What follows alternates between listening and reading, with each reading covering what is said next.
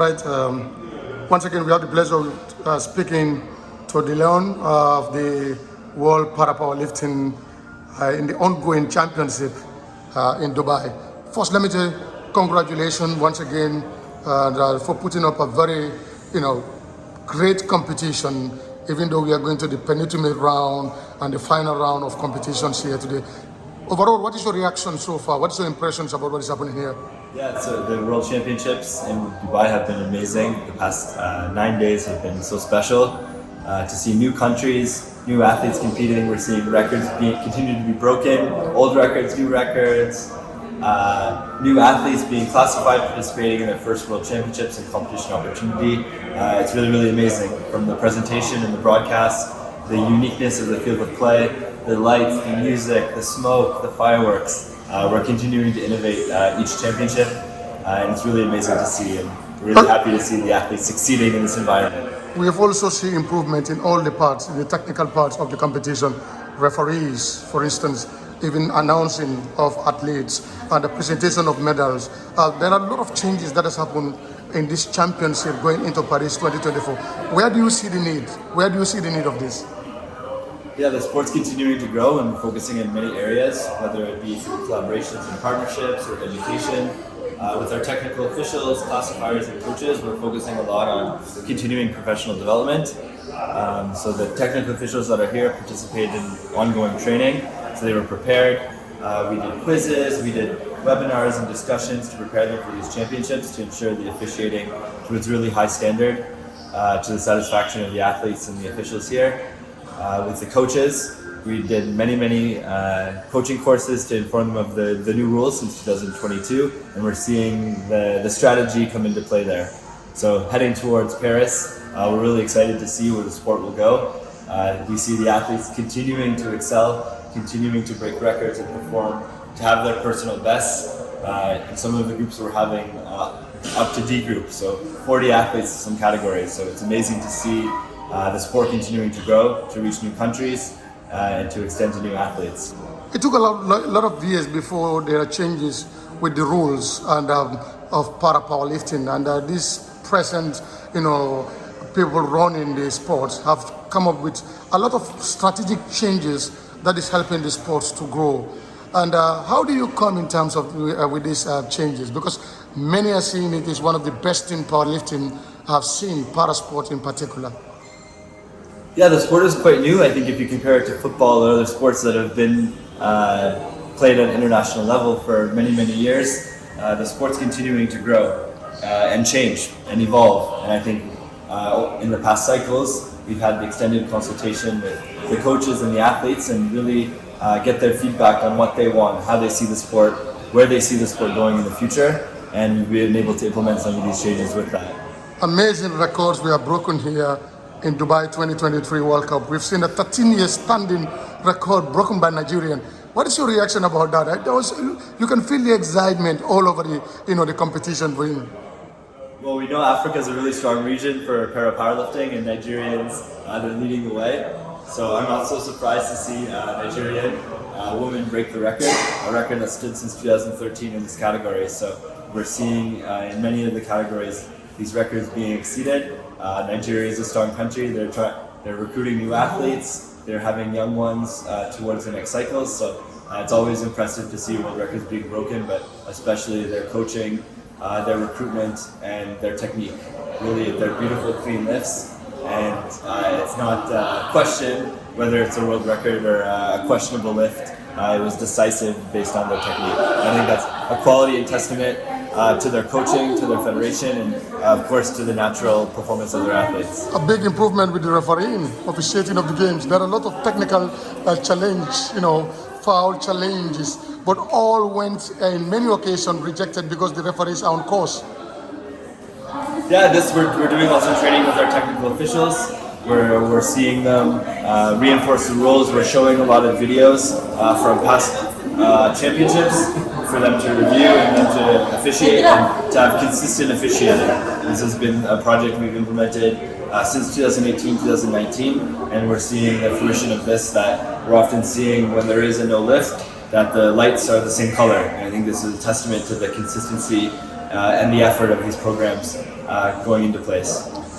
There are legends who are going back home without a medal, and this has been, a surprise to many. But that also tells the competitiveness of these competitions in Dubai. Does it come as a surprise looking at the fact that there are many young, hungry powerlifters who want to show their talent to the world?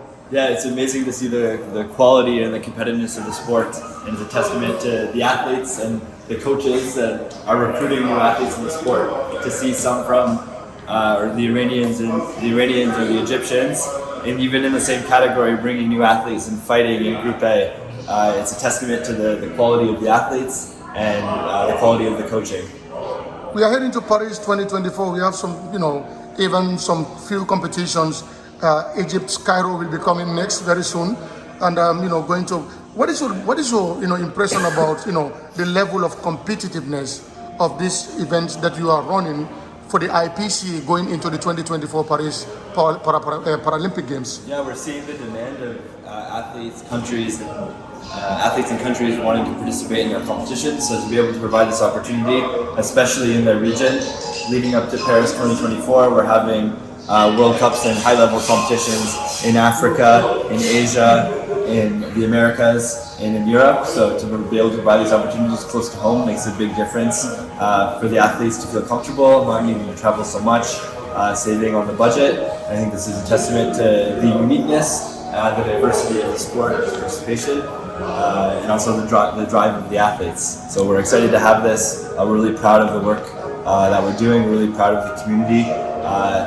Every day they're going to the gym and training. It's not a sport you could show up and just randomly win. So it's a testament to the motivation and the drive of the athletes and the community and the coaches that are every single day going into training, lifting weights and getting stronger. So we're really proud to be able to provide unique opportunities for them through the World Cups, especially leading into the penultimate competition at the end of the cycle, Paris 2024. What are your challenges so far that you want to improve on just before Paris 2024? With many sports, there's many challenges. So the one that we continue to grow is coach education. We want to continue to educate the coaches on the technical rules, different strategies, and technique, so they continue to improve. We have some programs that we're offering, but to be able to continue with this, so they can focus on improving their athletes' performance is a big one. We're continuing with officiating, offering technical officials courses and classification courses to get more athletes in the sport and improve the quality of the national competitions.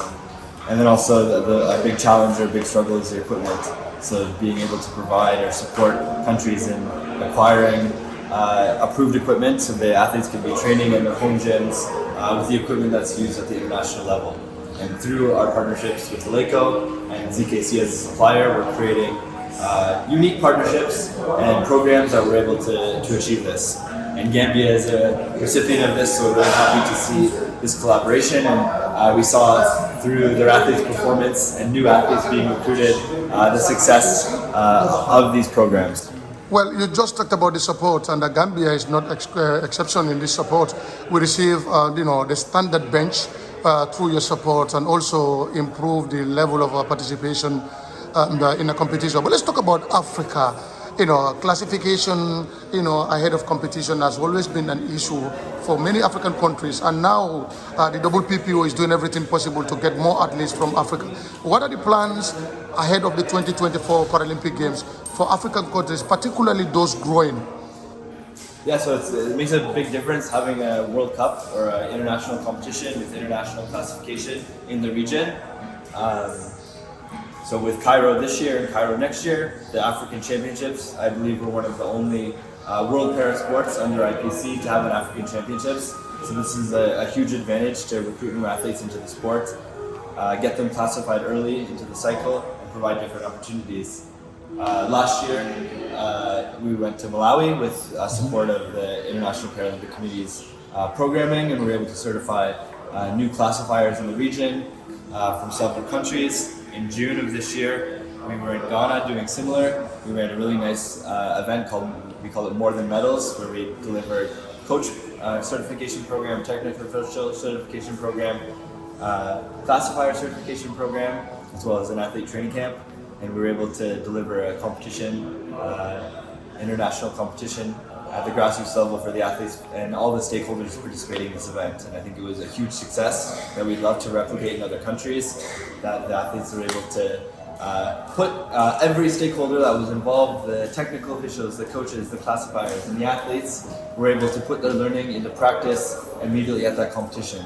And another thing I want to add with this, we were able to, at both events, to have Sharif Osman there, and I think it's really nice and a really unique opportunity to have one of the top athletes in the world, our Ronaldo, our Messi, to be there and share his experiences with the athletes, whether it's the development level, the grassroots level. I think it's really special to have someone that's so successful in sports. Like I said, our Messi, our Ronaldo, the equivalent, be able to share this. And I think it's not in every sport they get to do this. It's not in every sport the community is so giving. And I think it's a testament to the quality of the people in the community. Finally, we are heading to Paris 2024, and I'm sure there are new rules that athletes are adopting going into the Paralympic Games. Any new changes before the Paralympic Games? So towards the Paris 2024 Games, the rules will remain consistent. It's amazing to see some of the adaptations the athletes and the coaches have made in their strategy in this championships and from the changes from 2022. Things like the tie break that's evolving, but no, they should stay consistent. This afternoon we have a sport gathering where exactly this, we'll consult the community on their vision for the future, how they see the rules and how they see the sport after Paris towards Los Angeles 2028 and beyond. Thank you so much, Dillon. Thank you. It's a good friend to Africa, and I hope Africa will make you proud in Paris 2024. Always. Thank you.